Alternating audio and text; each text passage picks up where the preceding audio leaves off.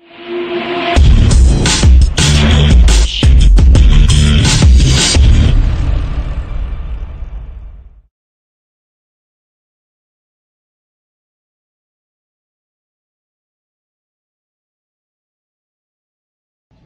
are you, Blues fan? We're bleeding blue with you. Let's go, Blues! Let's go, Blues!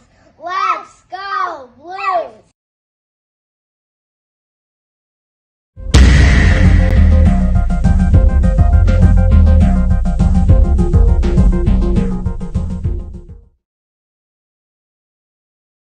And aloha! Welcome to the Blue Note Fan Report. First intermission. Interesting period, if I should say so myself. Blues came out and did something they have not done for a couple of weeks. They came out and took control of the period. I really like that. This wasn't wait 10 minutes and see what's going on. It was get in there and take it. And then, you know, when you do that, you're going to have periods where you make mistakes. Couple of 2-on-1 breaks. Huso being that guy that got in there and stopped things from happening.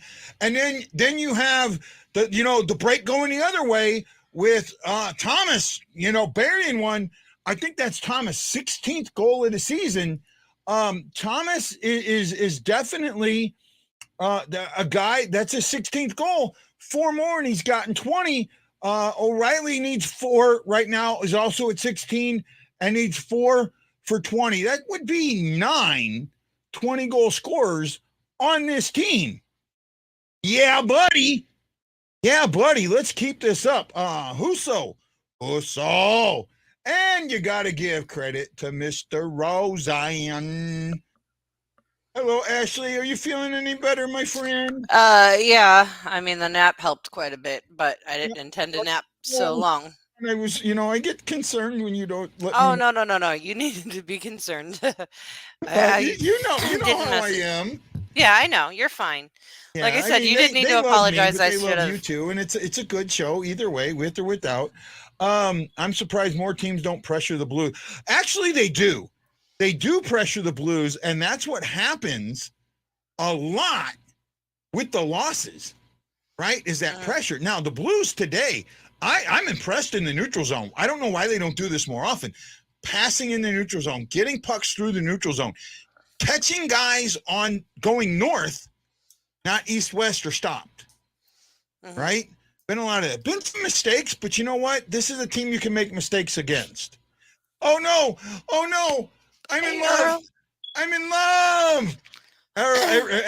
Okay, you got to know, if you don't know Earl, me and Earl have known each other for almost 40 years, since 1983.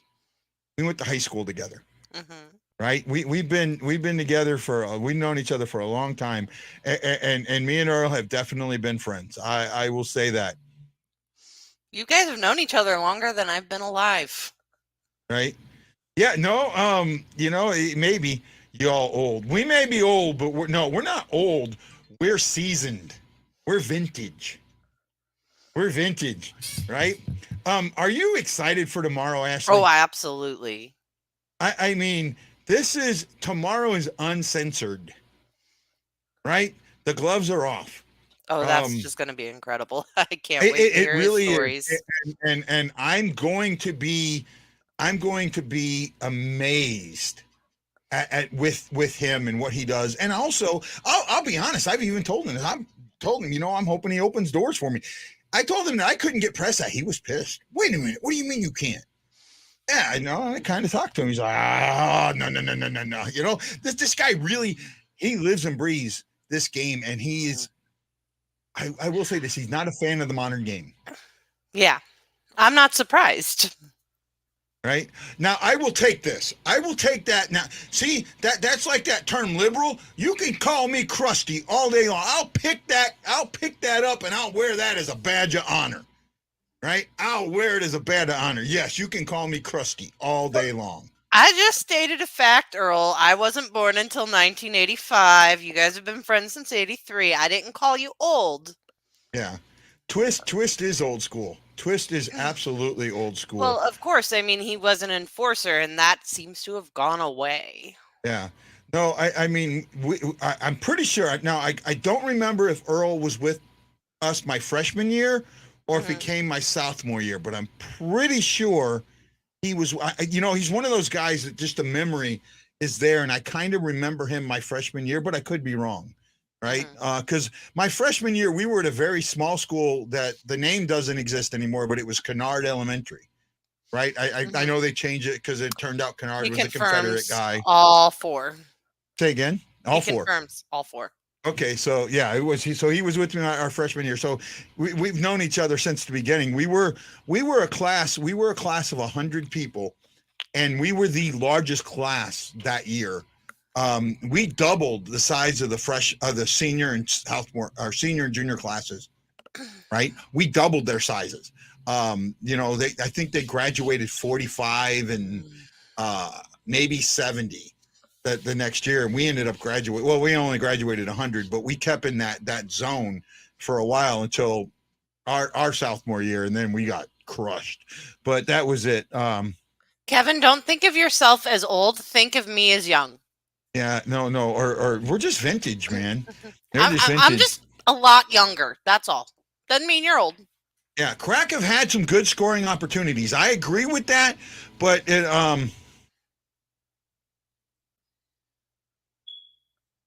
I was the twister starting our sophomore year. Oh, okay, I know what he's saying. Yeah, I remember that, Earl. High school was tough for me, but I'm surprised that I have friendships that I have. I really am. Right. I'm trying, Lance. I forgot to give Lance the link. I didn't know Lance wanted to come on, so I didn't send it to him. So that's why. I got to figure out how to add him into StreamYard. I know I have to pay for it, but I'll figure it out. Man, this game is interesting. I'm looking at this game and I'm just going. The score really should be different. I mean, it should be about 4-1 or 3-1. The Crack probably should have gotten a goal. However, Husso's just played the way Husso's supposed to play against a team like this. Let's look at this real quick. The Kraken have 9 shots. They had 3 blocked and missed the net 5 times. They had only 2 hits. They gave the puck away 3 times. They took it off blue sticks 5 times, and they won the face-off battle. Now this is just shocking. 10-4 for a 71% to 29%. Blues ended up with 11 shots, had 3 blocked, 2 missed the net.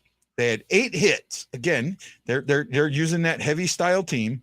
6 giveaways, and this is something I've talked about a lot. That's something that's got to get controlled, and only 4 takeaways. It behooves me why this team doesn't control the puck better. Don't blame Kyrou on the ice. I think Shockey's at the game. Did you get Lance's link? I tried, but he's saying that the link is there. When I click on what I sent him, it takes me to it. Okay, well let me try. I don't know if I'm doing something wrong, but it's the same way I send him a link every other time. Yeah, I'll do this way. Okay. There you go. I think he was expecting it in the group chat. Oh, well, no, he's commenting to me where I sent it. Okay, well, but we'll see. Vince Coleman. Oh, well, he got in there now. I heard him.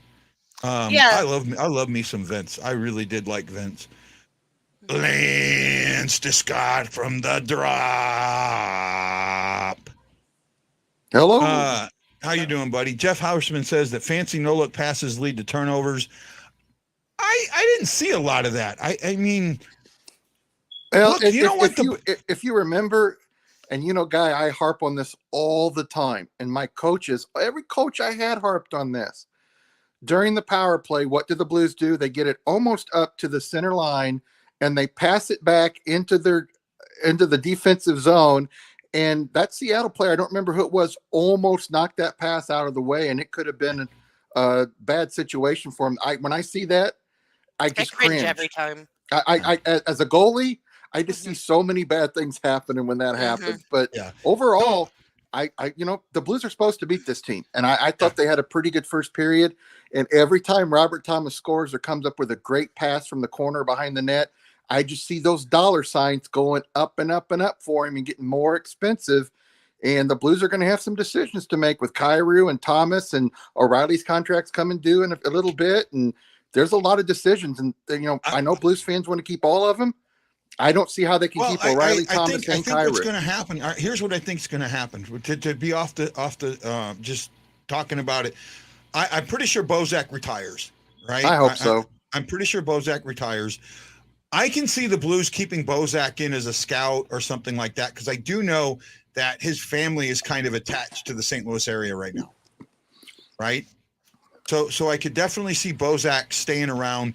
His wife, if she wanted to be a radio personality or something, they would snap her up in a heartbeat, right? Would snap her up in a heartbeat. I can see Perron dangling his feet in the free agent market and then coming back to the Blues and saying, I know what I can get out there. What were you willing to do? And don't worry about the numbers just yet. Just tell me what you're willing to do. And I want to see if it's something that that's what I do. If I'm Perron, I go dangle my feet in the free agent market. What's out there for me? Then I come back to St. Louis, because you already know he loves St. Louis. That's no ands, ifs, or buts. He's come back 3 times, right?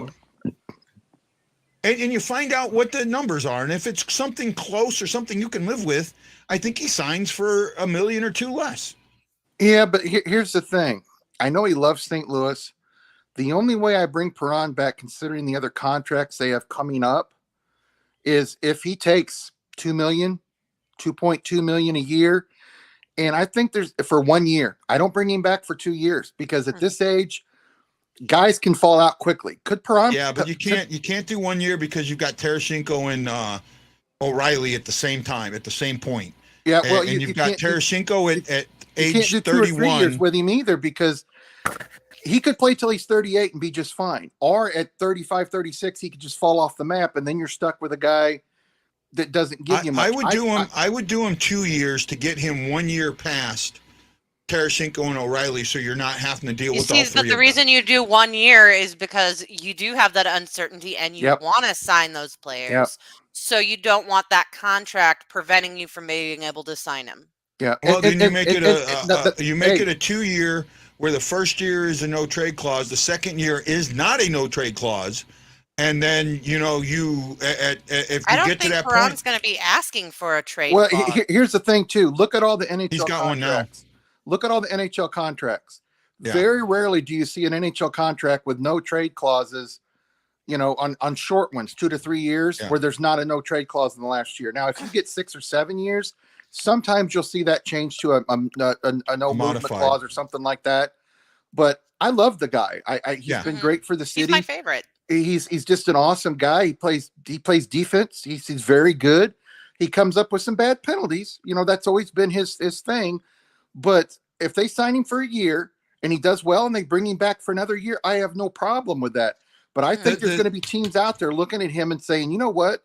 This is a guy that can help some of our young guys, show him a work ethic, and we're going to give him $5 million a year. And as he worked that to another team, I say yes. To the Blues, I don't know if they can say he's worked that. I love the guy, and I'd hate to lose him. And you know what would be funny? Let's say he goes somewhere else and signs for a year, and then the Blues getting back before at the trade deadline, to have him there for the playoffs. Yeah, for the fourth time. Yeah, no, I actually so I'm looking at this a little differently, and the way I'm looking at it is, you're signing for the 2 years, and because you're going to get him cheaper for 2 years than you are for 1 year, right? And that's your AAV. Your AAV is going to be less. If you're going to get him for $3 million, you can get him for an AAV of 2.5 over 2 years. Now, the other thing with that is, now you don't have to worry about signing 3 guys three prime pieces at the exact same time. You push him a year past Tarasenko and O'Reilly, and that gives you some room to work with him in the following year. I think it makes the most sense. Buddy, I'm sorry. Tarasenko's not coming back, guy. What? Tarasenko's not coming back. You're wrong. You're dead wrong. No. And I'm going to tell you why. I'm going to tell you why right now. Armstrong is still upset because in his mind, Tarasenko questioned authority. And, they were shopping him. They're not now, but they're taking calls on him, but they're not shopping him. And he's not going to take $3 or $4 million to stay. He's just not going to do it because there's going to be other people offering 5 or 6, even at his age that he's going to be. I love the guy and I wish he could stay, but he's not going to be one of those guys that's going to sign a 1 year, 2 year contract. Here's the thing. This is the part of this you're missing, right?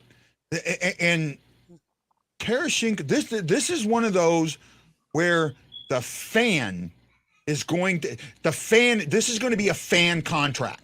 I'm telling you, the fans are going to keep him here. You look at what Ashley, what do you think? The fans couldn't keep Brett Hall here. That's right. Well, wait a minute. Hold on. That was different. Or Chris That was different. Well, it's not different. They were both different situations. You have just as much of a man crush on Tarasenko as you do for Hoffman, and you're not seeing the bigger picture. He's not gonna stay. He will finish his contract here. I don't think he's traded, but he will not re-sign. And you know what? It's the same thing with Mike Liut, with Curtis Joseph. We all loved him, but there comes a time where teams move on, and I don't see how they can pay him with O'Reilly, with Kairu's going to make more money. Yeah, he's going to be an RFA. Thomas is going to make $6 to $7 million at least. At least. No, I don't think so. Not this contract. He's still an RFA. He's still an RFA, right? No, he's an unrestricted free agent coming up. He's not an RFA. I thought he was an RFA. I thought he was still an RFA. No, this will be his third contract. He's an unrestricted free agent. Kairu is an RFA. Kairu will make probably about $1 million, $1.5 million more than he's making now. But the Blues may want to give him more to keep him happy and keep him here longer. I'm checking real quick. I'm checking because I don't want you to think. I'm pretty sure. I don't want you to think I don't like Tarasenko. I love Vladimir Tarasenko. Oh, so do I. But I've stuck up for him when everybody else was saying that. Oh, he went and demanded the trade. I agree. Okay, Lance, I hate to do this to you. Thomas is signed through 22-23, and in 23-24, he is still a restricted free agent who will be arbitration eligible. Yeah, so he's going to get big money. If he's arbitration eligible, he's making 2.8 now. He's making 2.8 now. He gets 3.5 for 2 years. No. I can see that 6 is too high, but I still think he comes out of it with 4.5.